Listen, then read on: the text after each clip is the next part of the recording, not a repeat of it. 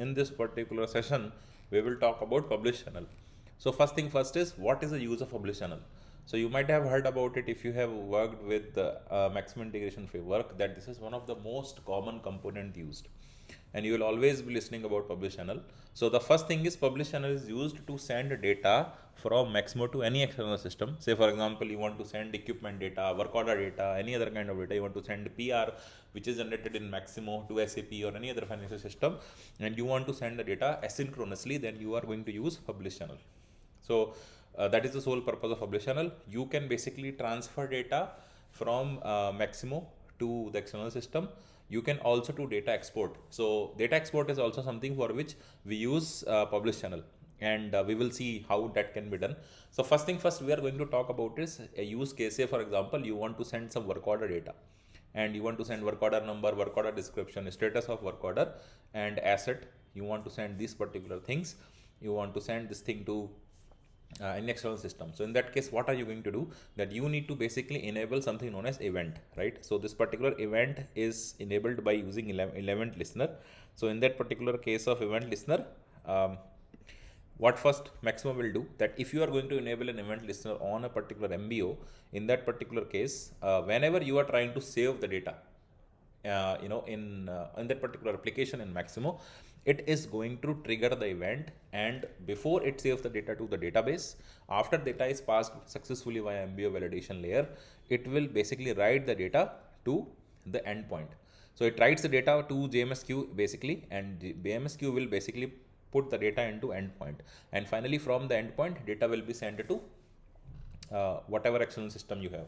And where do we have this endpoint, and what is the endpoint, and what is the queue? You can refer the earlier videos which I have created. So basically, on the publish channel will be associated with external system, and external system will have something known as endpoint. This particular endpoint can be of different type. So it can be file based, say XML file based, flat file. Maybe you are going to transfer data in IFS table. So in that case, endpoint will have the related detail, and JMS queue is going to pool the data and using the outbound queues, and it is going to see where the data has to be sent, and Maximo is going to write the data, right? So this is also one of the reason why sometimes you might have seen that AMS error occur. This kind of message you will get in applications where outbound integration is enabled. So in this particular example, if I say, sometime it may happen that you will get an error that when you're trying to save the work order, Java messaging engine is not found, or data cannot be written. You might get this kind of BMX error. The reason being, what Maximo is trying to do is, Maximo is trying to first commit the data into the JMS queue, and it is not able to find it, right? Before it will be saving the data to base table. So this is one of the misconception which I have seen people have, and I want to specifically highlight that the flow, how it will process the data is that first you are going to save the data in Maximo, which will be validated by MBO layer. Then it does not save the data into database, right? It will first save the data via queue to your outbound endpoint, and then only it commits the data into MBO database. Maximo database, right? It's not other way around. Sometimes people think that first it will save the data into Maximo database and then it will send the data. It is not the correct behavior. So in between, when you are actually event is getting triggered and it is being written to JMS queue, it basically follows through multiple different component. Again, some of them are optional, some of them are mandatory. So for example, object structure. See, there is a video which I have created in detail on object structure. So object structure basically provides you the ability to identify what data you want to share. So in my case, when I want to send work order data, say I want to send work order number, description, asset, site ID, and the status, say for example. So in this case, I need to have object structure created where I will be choosing these fields and I will be excluding all other fields, right? And then I can actually do some kind of manipulation. So there are multiple ways how you can do manipulation. Say for example, you want a particular field to be set. Say for example, you want a prefix to be added in the description before you are sending. So you can use something known as processing rules, or you can use user exit classes on processing classes. again, now you can actually do with 7.6, you can actually do the automation script also. So processing classes, user access classes, the same methods can be used now using Python or Python scripts or Java scripts, whatever you prefer. So this will basically give you an opportunity to do the manipulations. As I gave you example, you want to add a prefix in front of the description of work order, whatever message goes out, right? So you can always do that. And then there is something known as XSL mapping. So this XSL mapping is just to change the tag. So as you know that XML is the medium by which publish channel will exchange the data. And if you want to change the tag, so for example, you have a tag asset number and the external system to which you are sending data calls set equipment number, and they are asking you to change this particular tab from asset number to equipment number before you will actually write the data via XML. So you can use XSL mapping, and this particular XSL mapping can be used to these kind of conversions. Think first how we will go to publish channel. We will go to integration, and in the integration you have an application publish channel. So this is the place where you will actually be creating publish channel, and then you will be associating multiple different components to it. So you can see that there are many publish channel which Maximo provides out of the box, right? So there are 83 publish channels which Maximo provides out of the box, and you can obviously create your own custom publish channels as well. So we are actually going to take the example of sending the data to our external system, and we want to send the work order data. So in this particular case, what are we going to do? That we will first go to object structure.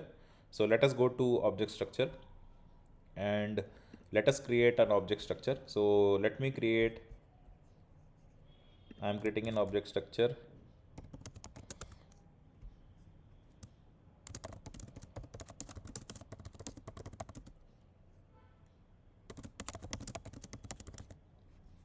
And it is consumed by integration.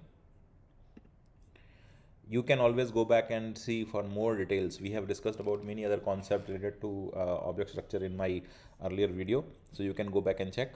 And here what I'm trying to do is I'm going to send the work order data. So I am actually choosing work order, and the fields which I want to send are only related with the parent table. So I am doing that, and then I will actually be choosing the different fields which I want to send. So in this particular case, I want to send some of the information. So I want to send the work order number. So it is by default choose. Then I want to send description. So I will choose description. I want to also send asset.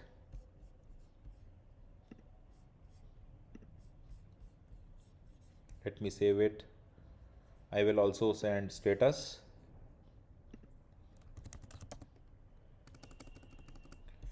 Okay, let me see if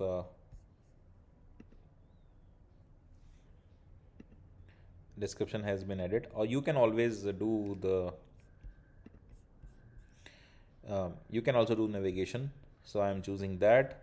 I also want to send, but the field, if the fields are number are very high, then obviously you can always do the filter. So I am actually using this so that I can send some other information. I can choose some other information. So say I want to send the location. I also want to send status.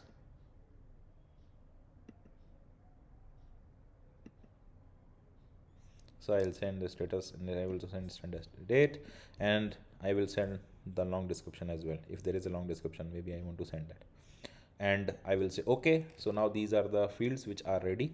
So this is done. My object structures are done. Next step is I am going to, and I will, let me choose support flat structure, so that I can also use, I can create interface tables and flat file when I process the data.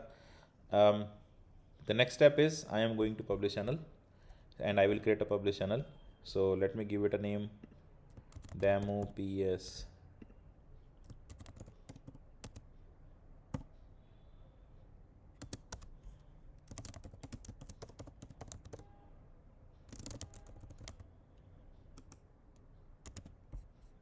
Okay, then here as you can see, I can choose what are the object structure. So let me choose my object structure. Shall be able to find this thing in this particular list. So here it is. So I am choosing the object structure. Then here you can see that if I have to do any kind of processing with classes, then you can always you can set up the name of the classes here. Obviously the classes has to be deployed and then it will be used. And then if you want to create an interface table, so that in particular case you can always do the interface table, right? So I can give an interface. For example, let me do demo ps work order iface. Say this is the interface table which I want to create, and you will see that automatically it has selected the object whatever was there. And then if you want to do manipulation, any kind of manipulation that you want to do using the processing rules, then obviously you can do that with the processing rule, right? And then what you have to do is that next thing is you have to basically enable the event listener. So the event listener will now be pushing the data into the endpoint, whatever endpoint we are going to decide. Into that particular endpoint, it will be pushing the data whenever there is going to be a save, right? And then if you want data to be seen into message tracking, you can always enable that. Okay, now so you will be able to see whatever data has been written in the message tracking application. Okay, this is ready for now. And then now the next step that what we are going to do, that we will actually be going to external system, and let us see if there is an external system. So there is an out of the box external system which is available. Let me use this. It has a detail of the endpoint, then it also has a detail of publish channel. So already you will see that there are multiple different out of the box external systems are available. Publish channels are associated. Maybe let me try to create a new one. So I have a demo ps demo external system and the endpoint. So say for example, I want to use iface table. I can do iface table, and I can choose the different tables queues. So I want sq out for inbound processing, which is not going to happen in this particular case. And then for inbound queue, I can use sq in, which are the default queues. Then I will choose the publish channel and I will enable it. Once it is done, I will enable it. And then as this is using iface table, so what I have to do in this particular case is that I have to basically first create an interface table. So I am choosing that. There is no existing interface table created, so I will click on create. Interface tables will be created. A message will come, interface table creation is completed. So I click OK, then I'll say cancel. And then if I go to database, if I will be querying this, you can, if I am firing a query, you can see that there is an empty table exists and the name is the same which I have given, right? So now what we will do is, in order to test it further, let us go to work order tracking application.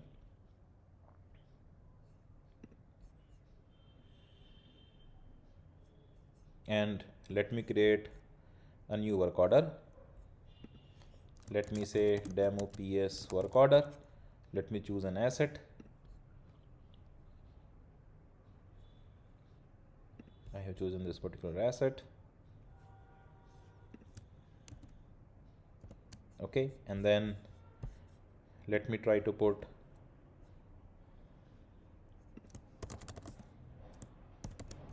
some long description into it, and then let me save it.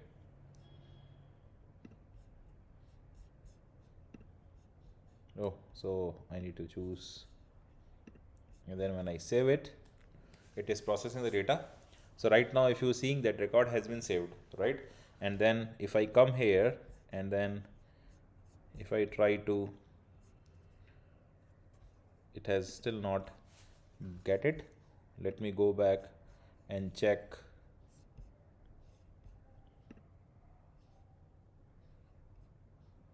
What has happened. So if I go to message tracking, you can see that this is a particular message that it has processed. Yeah, as you can see that we have a publish event, and then all the fields which are I have chosen, all the particular fields have been written here. So these are the same fields which I have chosen in my object structure, and this is a particular message which will be written outside. Let me go and check about the cron task, because as you know, for SQL, for sequential consumer queue, there is a cron task which has to be processed before it can write. Okay, so it is running over 30 seconds.